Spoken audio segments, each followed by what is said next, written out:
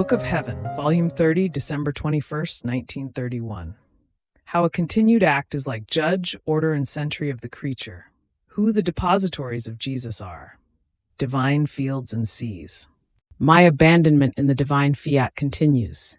Its power imposes itself upon me and wants me to recognize it in each act of mine as life of my act, to be able to extend with its power the new heavens of beauty, of love, to be able to recognize in my act its own act, which does not know how to do small things but great, that must arouse the amazement of the whole of heaven and be capable of competing with all its works. But if I do not recognize it, my act is not fit for receiving the power of the act of the divine will, and my act remains act of creature, and its power remains aside. O divine will, let it be that I may always recognize you, to be able to enclose in my act your potentiality, operating and glorifying of the works of your adorable will. Then, while I was thinking of this, my beloved Jesus made his short little visit to my poor soul and told me, "My daughter, to recognize what my will can do in the act of the creature forms the divine act in her. And in this act, as its foundation, my will places the divine beginning. And as it keeps forming, it invests it with its immutability in such a way that the creature will feel in her act a divine beginning that never shows any sign of ending, and an immutability that never changes. She will hear within herself the ringing of the bell of her continued act that does its continuous course. This is the sign that the soul has received the divine beginning into her acts, the continuation. A prolixious act says God dwelling in her and in her acts. It says confirmation of the good, because the value, the grace, the power of a continued act is so great that it fills the little voids of intensity of love, the little weaknesses to which the human nature is subject. It can be said that a continued act or virtue is like the judge, the order, the sentry of the creature. This is why I care so much that your acts be continuous, because there is something of my own inside of them, and I would feel my act dishonored in yours. See, my daughter, my ardor of love is so great that I want everything I have done for love of creatures to be recognized. But this, for nothing else than to give. I feel a restlessness for giving. I want to form the depositories of my life, of my works, of my pains, of my tears, of everything. But these do not depart from me if they are not recognized. By not recognizing them, they prevent my step from drawing near to place in them that which, with so much love, I want to give, and besides they would remain without the effects. They would be like many blind who cannot see what is around them. On the other hand, the recognizing is sight for the soul, which makes the desire and the love arise, and therefore the gratitude toward me who so much wants to give.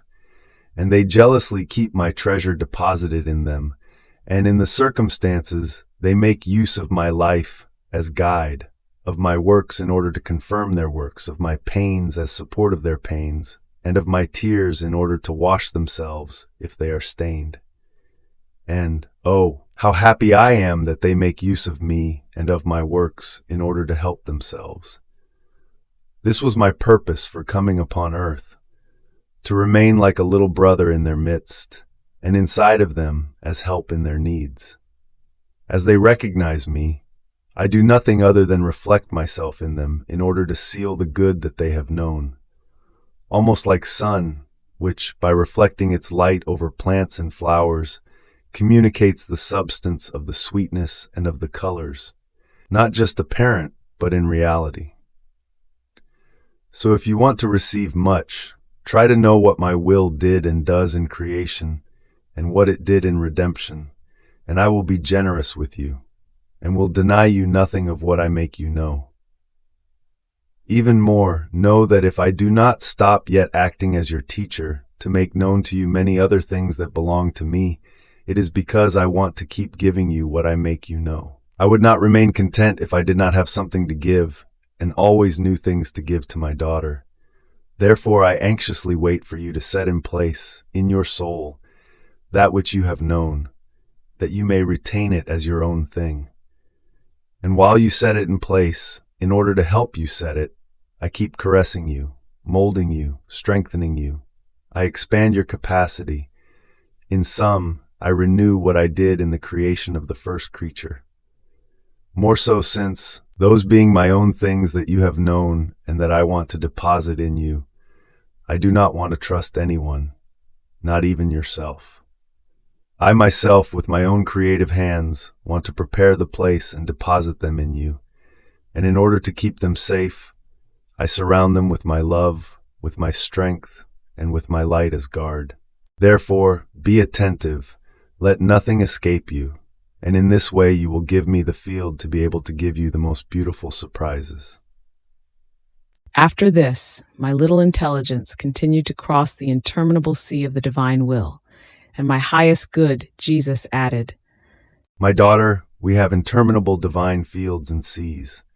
These are filled with joys, with beatitude, with enchanting beauties of every kind, and possess the virtue of making ever new joys arise, and beauties, such that none of them is like another. However, in these divine seas and fields of ours, as much as there are innumerable things and beatitudes, we have no lives that palpitate, while we are life and heartbeat of everything, also of our joys. We miss the heartbeat of the creature that would palpitate in our own, and as life, fill these interminable fields and seas of ours. Now, do you want to know who brings to us her life? Not a new thing. We have so many of them. It is one who comes to live in our will. In fact, our will, overflowing from us, forms for us our divine fields and seas, filled with all possible and imaginable happinesses, and the creature comes into them as life, and we have the great contentment and the great glory that a life of ours can give us. And even though this life has come out of us, she is yet free to stay or not stay in our divine fields, and she sacrifices her human freedom, and in our will she takes the divine freedom, and as life, she lives in our fields and seas without boundaries. And oh, how beautiful it is to see this life making her way through the thick crowds of our happinesses and joys, and casting in them her seed, her grain of wheat, image of her will that forms its ear so high, but as the reality and not just a parent of the palpitating and operating life in our celestial field. Or like a little fish, also symbol of her will, which, as life palpitates, swims in our sea, lives and nourishes itself, amuses itself, plays 1,000 waterworks, and amuses its creator, not as joy, but as life. There is a great difference between what our joys can give us and what a life can give us. This is why we can say, our fields are deserted, our seas are without fish, because the life of the creatures with which to fill them, so as to be able to give and receive life for life, is missing. But the time will come when they will be full, and we will have the full contentment and the great glory that, in the midst of our manifold joys, there will be a multitude of lives that will live inside of these fields, and will give us life for life.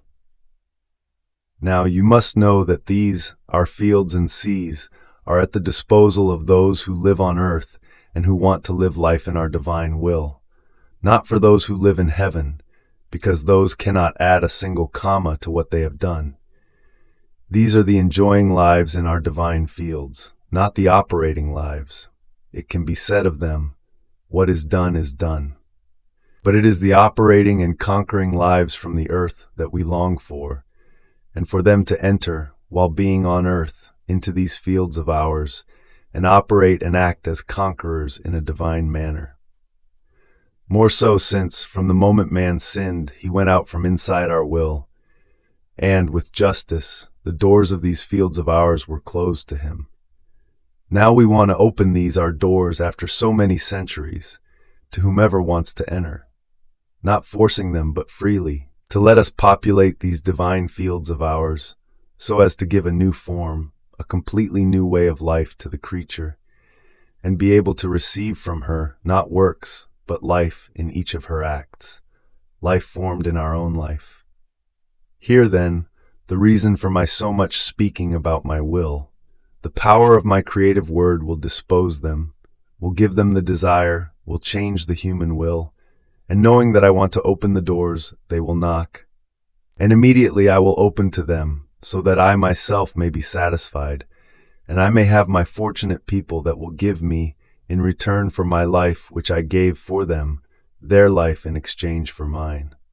Never have I spoken without getting anything, or in vain. I spoke in creation, and my words served to form the admirable things of the whole universe.